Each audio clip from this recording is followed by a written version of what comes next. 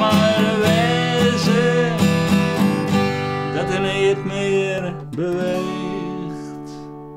Dat laatste couplet gooi je helemaal om, denk ik, de tekst. De tiert drinkt van schroeven Bart Kingma en muzikant Marius de Boer. Wensje kregen zij berucht van Universal Music dat de rockopera net trok in mei. Omdat er 4 covers in zitten van de Franse rockband Noir de Sier. Wiels de uitviering moet journal is. Wij gingen sneuren een generale repetitie in die Dune halen en daar kwamen we zeer tevreden hoor. En toen dacht ik, ja eigenlijk dit wordt wel een rustige week. We kunnen mooi tel even sneuren daar en alles onder controle zeg maar. Tot dat mailtje kwam en wij overlezen in en toen baalden wij even enorm van hoe komt het al hier, wat moet u dan? De hele dag is Marius de Boer juist dwaande west om nieuwe muziek te maken voor 4 van de halve nummers.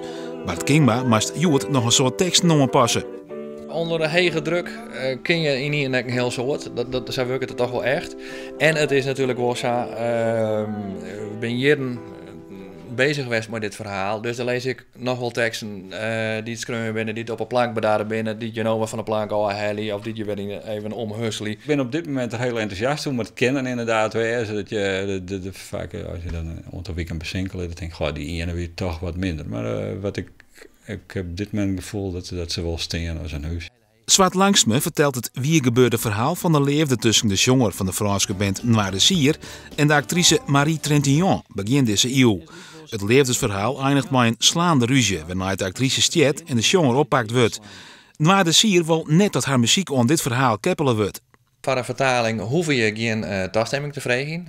Dat is net nodig. En een waar gebeurd verhaal vertellen wat we doen, daar hoef je geen toestemming voor te vragen.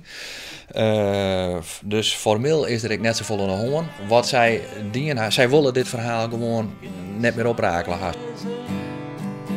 Het budget een drege klus. Net jeder als jong kan de hele band de nieuwe nummers repeteren. Er ontstaat nou een hele lekkere energie hieromheen. Van nou jongens, we gaan hier echt even wat zien. Uiteindelijk is het, ik wil wel lekker. Maar het is wel spannend. Juist die spanning, ik denk dat een legendarische jong worden kan.